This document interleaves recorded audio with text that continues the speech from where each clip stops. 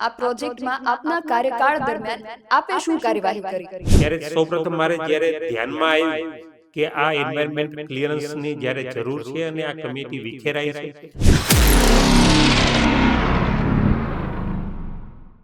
ત્યારે મારી પોતાની પણ એક અંગત ઈચ્છા હતી કે હું આ પ્રોજેક્ટને ડેવલપ કરી શકું, એમાં સારી રીતે છે આગળ વધારી શકું. સ્ટેટ એન્વાયરમેન્ટ ક્લિયરન્સનું સર્ટિફિકેટ પણ રાજકોટ મહાનગરપાલિકાને મળ્યું હતું. એ મંજૂરી મારા કાર્યકાળ દરમિયાન છે મંજૂરી મળી પણ ગઈ હતી. 187 કરોડની સૈદ્ધાંતિક મંજૂરી, સ્ટેટ એન્વાયરમેન્ટ ક્લિયરન્સ, એ બંને મંજૂરી મળી ગયા બાદ રિવરફ્રન્ટ અંતર્ગત કોઈ હાઈકોર્ટમાં મેટર નથી. રાજકોટની જનતા છેલ્લા 10-12 વર્ષથી પણ વધુ સમયથી જે ડ્રીમ પ્રોજેક્ટની રાહ જોઈને બેઠી છે, એ રિવરફ્રન્ટનો પ્રોજેક્ટ કેમ આગળ નથી વધી રહ્યો? આ પ્રોજેક્ટમાં ક્યાં બાધાઓ આવી રહી છે? ક્યાં આ પ્રોજેક્ટ અટકી રહ્યો છે? અને રાજકોટવાસીઓનું જે સપનું છે એ કેમ ચકનાચૂર થતું દેખાઈ રહ્યું છે? આ દરેક પ્રશ્નોનો જવાબ લેવા માટે અમે આ જે કામ છે, આ જે પ્રોજેક્ટ છે, એને જવાબદાર જે અધિકારીઓ છે, જે પદાધિકારીઓ છે, તેમને રૂબરૂ મળીને તેમની પાસેથી દરેક પ્રશ્નોનો જવાબ મેળવવા માટે આ ઝુંબેશ ઉપાડી છે. અને આજે રાજકોટના પૂર્વ મેયર પ્રદીપ ડવ પાસે અમે આવ્યા છીએ અને તેમની પાસેથી પ્રશ્નોનો જવાબ મેળવીએ. પ્રદીપભાઈ, સૌપ્રથમ તો BSIમાં આપનું ખૂબ સ્વાગત છે. સૌપ્રથમ તો રાજકોટના જે રિવરફ્રન્ટનો પ્રોજેક્ટ છે, એ પ્રોજેક્ટ શું હતો, તેની શરૂઆત ક્યાંથી થઈ હતી, અને આ પ્રોજેક્ટમાં આપના કાર્યકાળ દરમિયાન આપે શું કાર્યવાહી કરી, એ સૌપ્રથમ આપની પાસેથી જાણવું છે. રાજકોટ આજી નદીના કાંઠે વસેલું છે અને આજી નદી જ્યાં સેન્ટ્રલમાં છે, એમાં ખાસ કરીને રામનાથ મહાદેવ એ રાજકોટની શ્રદ્ધા સાથે પણ જોડાયેલું છે. ત્યારે રાજકોટની શ્રદ્ધા રામનાથ મહાદેવ મંદિર સાથે જોડાયેલું છે અને આ આજી નદીના કાંઠે જ્યારે રામનાથ મહાદેવ વસેલા છે, ત્યારે આ આજી નદીના કાંઠે આજી રિવરફ્રન્ટ છે એ ડેવલપ કરવાની યોજના આમ તો 2010-11માં છે આ સમગ્ર યોજના બનેલી હતી. જે તે સમયે આ યોજના 11 કિલોમીટર એટલે કે આજી ડેમ ઓવરફ્લો થાય છે એ વિસ્તારથી લઈને કેસરી હિન્દ પુલથી આગળના વિસ્તારમાં સુધી રોણકી સુધી આ નદી ડેવલપ કરવાનો અંદાજિત જે તે વખતેનો ખર્ચ 1500 કરોડના આસપાસ છે એ આખો પ્રોજેક્ટનો પ્લાન હતો. મેં જ્યારે ચાર્જ મેયર તરીકેનો સંભાળ્યો, સ્વાભાવિક હું પણ એક રાજકોટનો નાગરિક હોય, રાજકોટનો વતની હોય, અને મારી પોતાની શ્રદ્ધા પણ રામનાથ મહાદેવ સાથે જોડાયેલી છે. આ પ્રોજેક્ટ વિશે મેં પણ ઘણા સમયથી સાંભળ્યું હોય, ત્યારે સ્વાભાવિક રીતે એક રાજકોટના દીકરા તરીકે અને રાજકોટના લોકોનો પ્રેમ, લોકોની આસ્થા જે મહાદેવ સાથે જોડાયેલી છે, ત્યારે મારી પોતાની પણ એક અંગત ઈચ્છા હતી કે હું આ પ્રોજેક્ટને ડેવલપ કરી શકું, એમાં સારી રીતે છે આગળ વધારી શકું. ને એ આગળ વધારવામાં હું મહદ અંશે સફળ પણ રહ્યો છું. એ કઈ રીતે હું સફળ કહી શકું? તો મેં જ્યારે ચાર્જ સંભાળ્યો એ 2010 પછીના જે 11 વર્ષ એટલે કે 2021માં જ્યારે અમે આવ્યા, ત્યારે સૌપ્રથમ કોઈ પણ નદી, નાળા, તળાવ છે ડેવલપ કરવા માટે સ્ટેટ એન્વાયરમેન્ટ ક્લિયરન્સ સર્ટિફિકેટ એટલે કે પ્રાકૃતિક પર્યાવરણના ખોળે જ્યારે હોય ત્યારે જ્યારે નદી નાળા તમારે ડેવલપ કરવા હોય તો સ્ટેટ એન્વાયરમેન્ટ ક્લિયરન્સ તમારે મેળવવું પડે. એમની એક સેન્ટ્રલ કમિટી હતી. આ કમિટીમાં અલગ અલગ અંદાજિત 6 રાજ્યોના લોકો હતા ને આ જે કમિટી છે વિખેરાઈ ગઈ હતી. ત્યારે સૌપ્રથમ મારે જ્યારે ધ્યાનમાં આવ્યું કે આ એન્વાયરમેન્ટ ક્લિયરન્સની જ્યારે જરૂર છે અને આ કમિટી વિખેરાઈ છે, ત્યારે સૌપ્રથમ મેં એમના જે અધિકારીઓ હતા, એમાં રિટાયર્ડ IAS, રનિંગ IAS અને એ જે 7 લોકોની જે કમિટી હતી એ દરેકનો સંપર્ક કર્યો હતો. સંપર્ક કરી એમની મિટિંગ પણ યોજી હતી અને એ મિટિંગમાં સ્ટેટ એન્વાયરમેન્ટ ક્લિયરન્સનું સર્ટિફિકેટ પણ રાજકોટ મહાનગરપાલિકાને મળ્યું હતું. એટલે સૌપ્રથમ જે પાયાનો જે તબક્કો જે સૌથી જરૂરી હતું કે સ્ટેટ એન્વાયરમેન્ટ ક્લિયરન્સ સર્ટિફિકેટ મેળવવું, કારણ કે આ સર્ટિફિકેટ મળ્યા પછી જ આગળની પ્રક્રિયા છે એ આપણે કરી શકવાના હતા. તો એ જે મંજૂરી છે એ મંજૂરી મારા કાર્યકાળ દરમિયાન છે મંજૂરી મળી પણ ગઈ હતી. બીજું જોયું કે આ સમગ્ર 11 કિલોમીટરનો રિવરફ્રન્ટનો કુલ ખર્ચ છે એ 1500 કરોડ અને 11 કિલોમીટર હતો. તો એ પણ મને લાગ્યું કે ભાઈ એમાં પણ આપણે તબક્કાવાર જો ડેવલપમેન્ટ થાય તો સૌપ્રથમ અમે જે પ્રોજેક્ટ છે એ 1.2 એટલે કે 1200 મીટર્સ ને એમાં પણ ખાસ કરીને રામનાથ મહાદેવ મંદિર જ્યાં ડેવલપ થયેલું છે એ મીન્સ કરવાના જે છે એ રામનાથ મહાદેવ મંદિરનું નવનિર્માણ અને એમની આસપાસનો 500 મીટર આગળના વિસ્તારમાં અને 500 મીટર પાછળના વિસ્તાર. આનો મેં એક છે એ એક આખી ડિઝાઇન તૈયાર કરાવડાવી. ડિઝાઇન તૈયાર કરીને અને એમનો જે કુલ ખર્ચ છે એ 187 કરોડ. એ 187 કરોડનું આખું પ્રેઝન્ટેશન માનનીય મુખ્યમંત્રી ભૂપેન્દ્રભાઈ પટેલ સાથે અમે જે તે સમયના ધારાસભ્યો અને અમે કોર્પોરેશનના 5 પદાધિકારીઓ અને માનનીય કમિશનર દ્વારા 2 વખત પ્રેઝન્ટેશન તૈયાર કર્યું હતું અને ખર્ચની વિગતો છે એ રજૂ કરી હતી. અને એ વખતે માનનીય મુખ્યમંત્રીએ 187 કરોડની સૈદ્ધાંતિક મંજૂરી પણ છે એ અમને મળી ગઈ હતી. આ મારા કાર્યકાળની હું બીજી સફળતા ગણું છું. 187 કરોડની સૈદ્ધાંતિક મંજૂરી, સ્ટેટ એન્વાયરમેન્ટ ક્લિયરન્સ એ બંને મંજૂરી મળી ગયા બાદ આ મંદિર કઈ રીતે છે એની ડિઝાઇન કરવી અને એ જે ખર્ચ થયો છે તેમાં અમે શું ડેવલપ કરવાના છે એમના માટે એક કન્સલ્ટન્ટ એટલે કે જે ડિઝાઇન આખી તૈયાર કરવાના છે એ ત્રીજો તબક્કોમાં છે એ કન્સલ્ટન્ટ નીમવા માટેની ટેન્ડરની પ્રક્રિયા જે તે વખતે અમે હાથ ધરી હતી ને એ સમય દરમિયાન મારી છે એ કાર્યકાળ 2.5 વર્ષનો છે એ પૂર્ણ થયેલ હતો. એટલે મારા કાર્યકાળ દરમિયાન 3 વસ્તુ કે જે અગાઉ સ્ટેટ એન્વાયરમેન્ટ ક્લિયરન્સ 11 વર્ષ સુધી નહોતું મળ્યું એ સ્ટેટ એન્વાયરમેન્ટ ક્લિયરન્સની મંજૂરી મળી હતી. ત્યારબાદ જે 11 કિલોમીટરમાં કારણ કે સ્વાભાવિક છે એ તો કરોડો અબજો રૂપિયાનો ખર્ચ થાય તો એમના બદલે તબક્કાવાર એક પ્લાનિંગ થાય. તો એમના માટે સૌ પ્રથમ રામનાથ મહાદેવ જ્યાં બિરાજ્યા છે એ મંદિરનું નવનિર્માણ અને એની આસપાસનો 500 મીટર એટલે કુલ 1.2 નું જે ડેવલપમેન્ટ માટેની વાત હતી તો એ માટે છે એ અમે 187 કરોડનું છે સૈદ્ધાંતિક મંજૂરી પણ મેળવી હતી અને ત્યારબાદ છે એ નવા ડેવલપમેન્ટ માટેનું ટેન્ડર્સની કન્સલ્ટન્ટ ટીમમાં માટેની છે પ્રક્રિયા એ મારા કાર્યકાળ દરમિયાન સમગ્ર થયેલી હતી. અને પ્રદીપભાઈ, તમારા કાર્યકાળ દરમિયાન 187 કરોડની ગ્રાન્ટની જે વાત હતી એ ગ્રાન્ટનું શું થયું ને તેનો શું ઉપયોગ કરવામાં આવ્યો કે ગ્રાન્ટનો ક્યાં એનો ઉપયોગ થયો?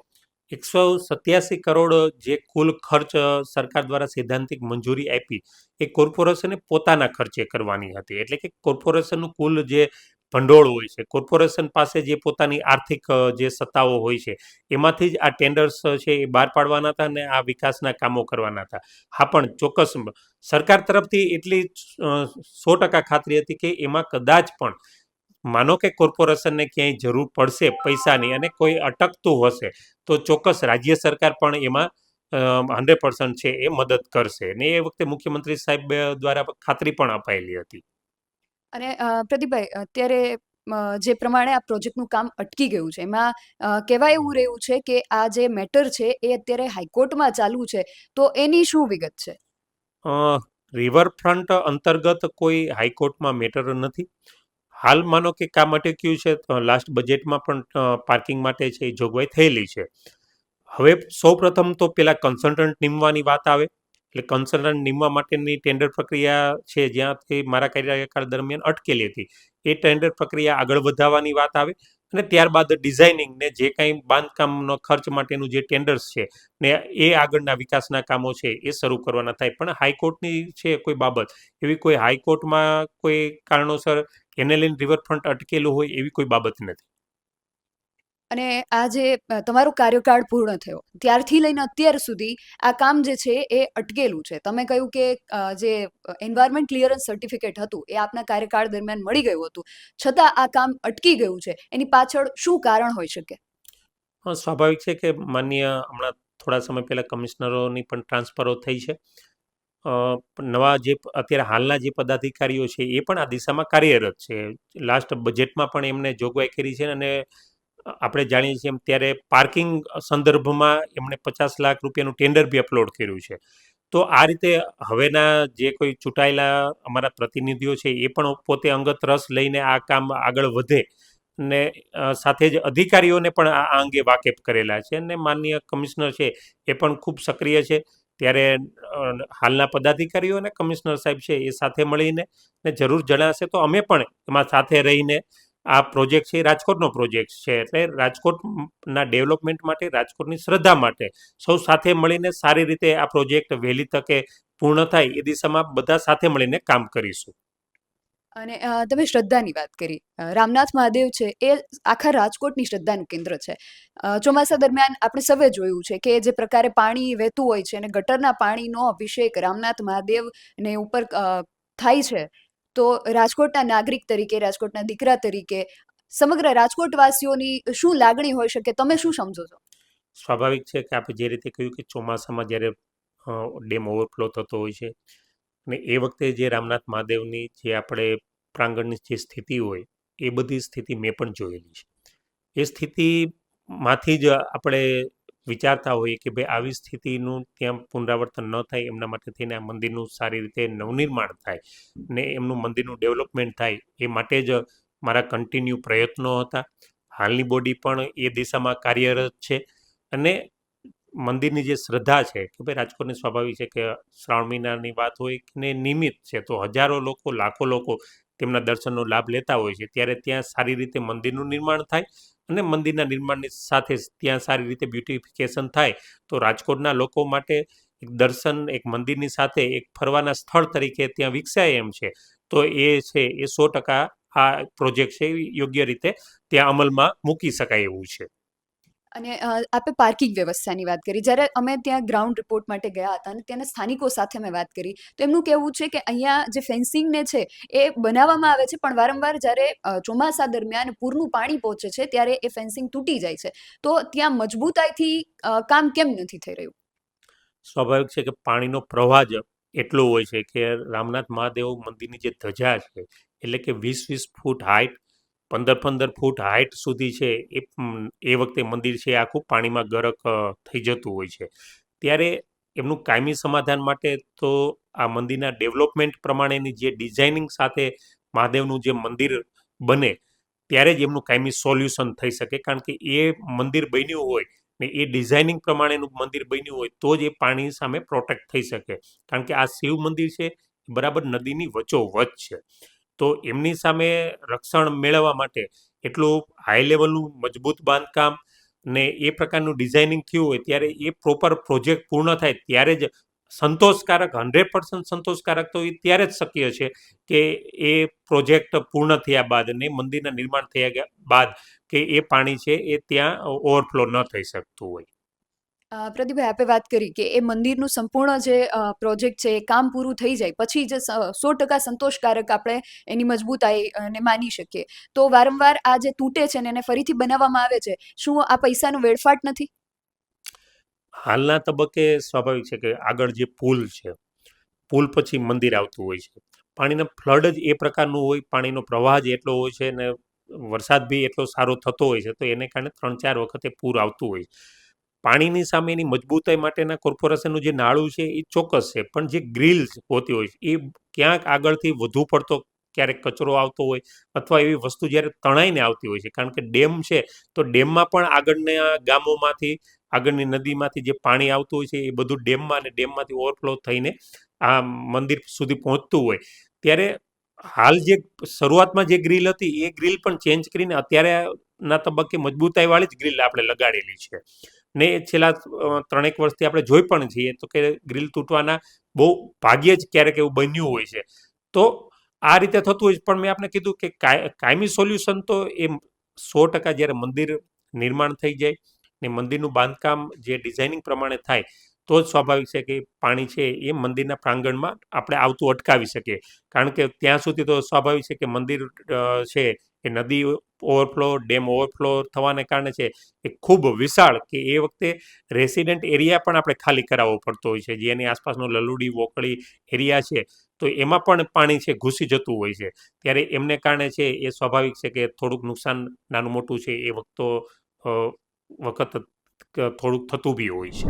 રાજકોટના પૂર્વ મેયર પ્રદીપ ડવ સાથે આપણે વાત કરી અમુક મુદ્દાઓ જે અહીંયાથી આપણને જાણવા મળ્યા કે તેમના કાર્યકાળ દરમિયાન તેમણે સૈદ્ધાંતિક મંજૂરી મેળવી લીધી હતી અને જે એન્વાયરમેન્ટ ક્લિયરન્સ સર્ટિફિકેટની વાત હતી જેના કારણે આ કામ વર્ષો સુધી અટકી રહ્યું હતું એ પણ મળી ગયું હતું. એમનો કાર્યકાળ પૂર્ણ થયો એ પછી આ જે પ્રોજેક્ટ છે તેમાં આગળ શું કામ થયું તે તમે અને હું આપણે સૌ જાણીએ છીએ. હવે બીજી વસ્તુ કે એમણે જેમ વાત કરી કે 2011ની વર્ષમાં આ પ્રોજેક્ટની વાત હતી ત્યારે લગભગ 1500 કરોડ જેટલો ખર્ચ આમાં તેની વાત હતી કે 1500 જેટલો ખર્ચ થઈ શકે છે. રાજકોટનું આ વર્ષનું જે બજેટ બહાર પડ્યું છે 3100 કરોડથી વધુનું બજેટ છે એટલે રિવરફ્રન્ટનું જે ખર્ચ છે એ આજથી લગભગ 10થી 15 વર્ષ પહેલા આપણા બજેટ આજના બજેટનો લગભગ અડધા જેટલો ખર્ચ થઈ શકે છે.